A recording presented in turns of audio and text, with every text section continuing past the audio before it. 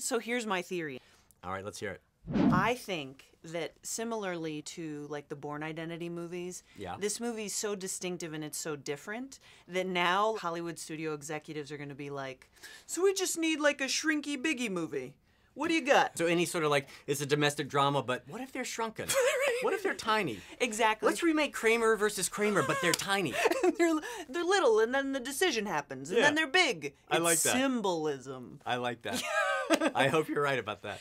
When you were going through the process of figuring out how this would look, Yeah. because it looks so great, what was your cheesy threshold? Because you never crossed into Yeah. cheesy. Yeah.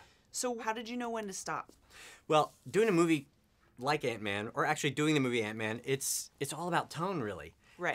And Paul and I talked a lot about tone because you had to feel the stakes and it had to feel real, but you also had to acknowledge this is a movie about a guy who shrinks down and can control ants. And there's a certain absurdity to it, but you have to commit to it. We wanted it to be fun. It's a heist movie. It had to have the rhythms of a heist movie. It had to have a strong comedic element, but you had to kind of, get invested with it. Right. And it's a weird movie. It is weird. Yeah. Can we talk about how deeply this tapped into my fears of blobs of fire ants in my Yeah. water system? Yeah. Like, that's not okay. Fire ants are a real thing.